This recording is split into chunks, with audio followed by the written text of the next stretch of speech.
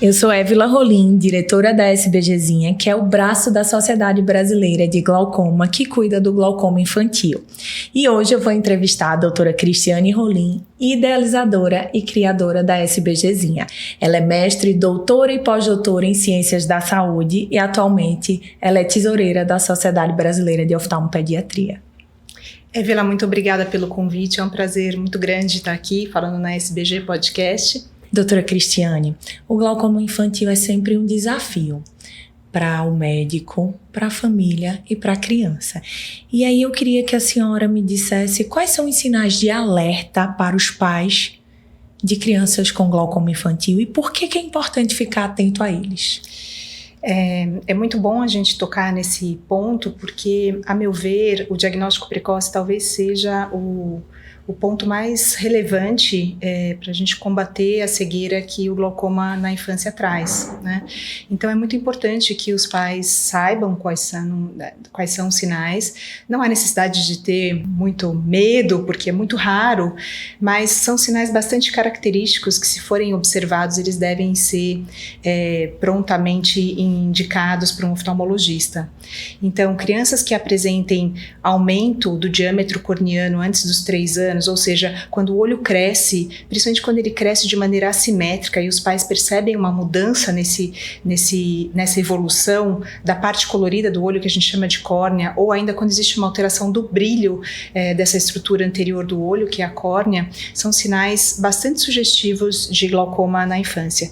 Esses sinais eles aparecem até nos 3 primeiros anos de vida. Depois disso, usualmente o glaucoma na infância não traz sinais evidentes para os pais. Daí a importância de a gente levar os nossos adolescentes, nossas crianças, para o exame oftalmológico, no qual será medida a pressão intraocular e avaliado o fundo de olho para excluir a presença dessas doenças. Doutora Cristiane, então, se ele mexe nessa estrutura anterior, como é que o glaucoma pode impactar na visão da criança? O que acontece no glaucoma da infância, a gente sabe que o glaucoma é uma doença do nervo óptico que acontece por causa de uma elevação da pressão intraocular. E na criança, dado que o olho ainda é muito elástico, existe um crescimento do globo e as estruturas oculares se distendem, e com isso existe uma opacidade da córnea, alterações cristalinianas e muitas vezes também lesão do nervo óptico. É bem diferente do adulto. O adulto tem um olho mais estruturado, então ele não sofre essa distensão. E geralmente a criança acaba tendo uma baixa de visão por causa dessa distensão que traz a pressão intraocular elevada. E essa distensão pode levar à opacidade da córnea, né? A alteração do brilho, dificuldade da passagem da luz, e com isso a criança não só tem um impacto na chegada da luz para dentro do olho, mas ela também não consegue desenvolver o cérebro. Nós sabemos que a criança não nasce enxergando, né? A criança vai ganhando a capacidade de enxergar ao longo dos anos, especialmente até o 3º ano de vida. Então, se a gente não tem meios transparentes, se a gente não tem uma imagem bem formada no fundo do olho nesse período, a gente vai ter um impacto no desenvolvimento visual. Por isso é muito importante que isso seja detectado e que a criança seja tratada nesse período crítico de desenvolvimento do córtex visual. Eu digo que quando a família escuta um diagnóstico de glaucoma congênito, de glaucoma infantil, parece que quando a gente dá essa informação dali em diante, ela só escuta assim: meu filho vai ficar cego. Meu filho vai ficar cego. Meu filho já tá cego. Meu filho vai ficar cego. E aí, assim, fala um pouco pra gente sobre uma história de uma família, uma história de superação de um paciente que tenha glaucoma infantil para inspirar as outras famílias nessa luta contra o glaucoma. O glaucoma na infância é uma doença grave. Ela tem que ser tratada prontamente. Mas existem algumas estatísticas de estudos de fora do país que mostram que 30% das crianças conseguem ser operadas a tempo, com uma técnica adequada e cuidadas de maneira sistemática, elas conseguem atingir um nível de visão normal, 30%. 30% delas atingem o que a gente chama de baixa de visão. E a baixa de visão, se bem adaptada, permite que a criança tenha a sua vida bastante normal e inserida na sociedade de uma maneira bastante adequada. E 30% vai precisar de uma inserção mais cuidadosa, que são crianças que ficam de fato com baixa de visão. Isso é uma média, né? Então não é um diagnóstico certo de cegueira, mas é uma doença grave que tem que ser tratada prontamente.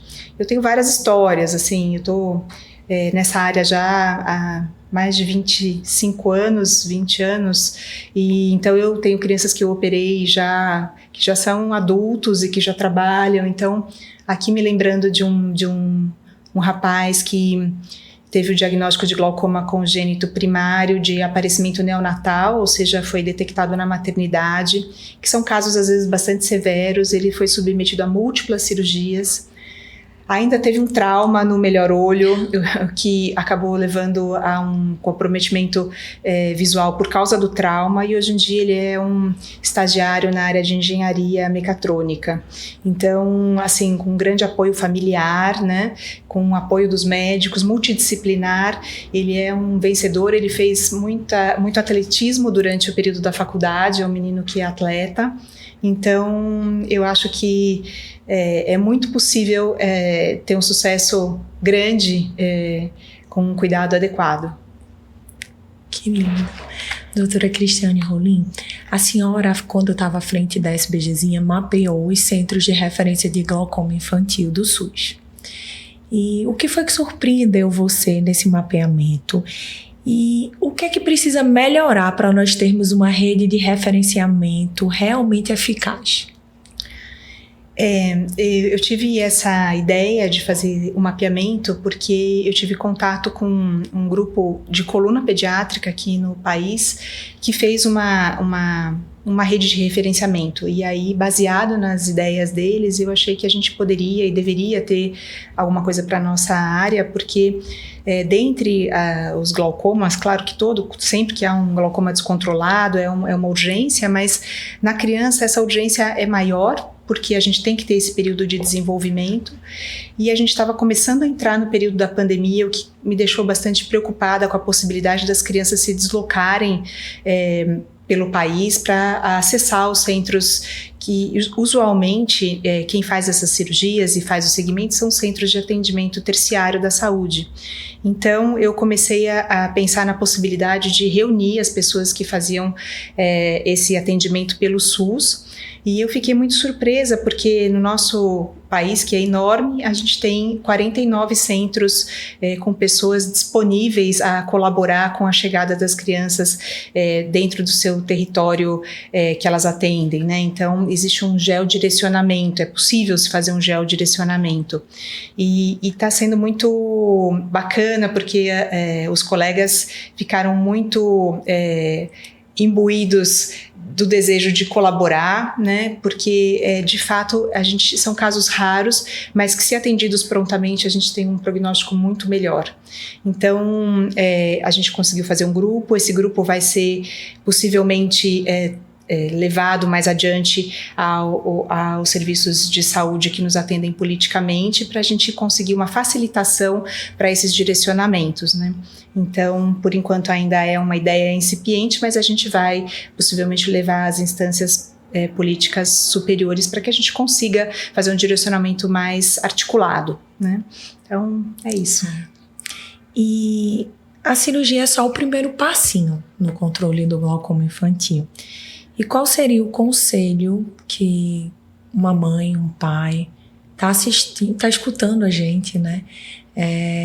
O que é que você deixaria de conselho para essas famílias? Para o controle da doença, como agir? Qual seria a melhor trajetória para uma maior chance de controle? Eu acho que o primeiro passinho é esse: localizar um centro mais próximo possível da residência, para que possa haver um deslocamento fácil, porque não é um tratamento de curto prazo. A gente precisa de múltiplas visitas, múltiplos exames, às vezes exames sob sedação, ou seja, com anestesia, às vezes múltiplas cirurgias, então depende muito do caso, né? Então, se lembrar que é sempre quase cirúrgico, né? São raros os casos que a gente mantém a medicação como tratamento, diferente dos casos de adulto. Então, a cirurgia é o chute inicial da bola, mas aí a gente vai precisar manter o segmento, porque muitas vezes uma cirurgia não é o suficiente. E essa criança precisa voltar para o centro que ela está sendo atendida, reavaliar e controlada a pressão, ou no processo de controle, a criança ainda precisa passar para o estágio de possibilitar o melhor recurso óptico, o melhor recurso para desenvolvimento visual, né? Muitas crianças precisam também de apoio social, apoio psicológico, apoio de terapeutas para desenvolvimento visual associado. Então, a gente necessita de uma equipe multidisciplinar. Então, não é um tratamento de curto prazo. A família acaba tendo que se envolver muito com o tratamento. Também precisamos do apoio familiar.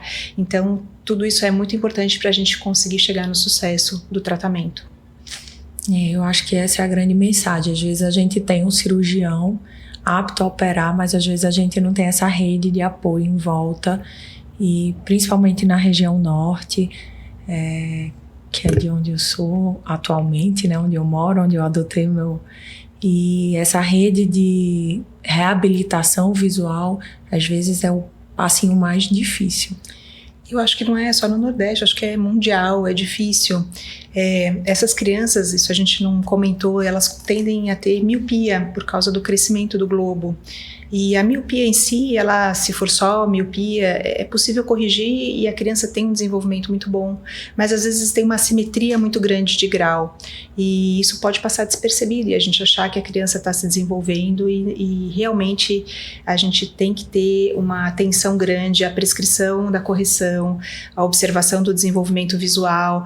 Então é complexo, não é uma coisa simples, é bem diferente do glaucoma do adulto, que já tem o seu córtex visual todo completo, desenvolvido, e ele tem uma doença degenerativa que vai ser tratada e a progressão estancada. No nosso caso, além de estancar a progressão, que também a gente pode ter um quadro degenerativo do nervo óptico, a gente está num processo de desenvolvimento cerebral. Então, tudo isso traz uma complexidade maior, né? E precisa de fato de uma equipe multidisciplinar. Um oftalmologista só especializado em glaucoma, ele não tem a condição de envolver tanto a família como uma equipe multidisciplinar consegue. Então, eu acho que isso é uma coisa que a gente vai ter que ajudar os nossos centros a estarem mais completos nesse sentido, para que a gente tenha mais sucesso, né? É uma opinião. Doutora Cristiane, foi uma honra ter a senhora com a gente no primeiro podcast da SBGzinha, dentro do SBG Podcast. A senhora inspira a gente. Quando eu era estudante de glaucoma e de glaucoma infantil, eu sempre olhava para a senhora e olhava como uma fonte de inspiração. E hoje é uma honra estar sucedendo a senhora na diretoria da SBGzinha.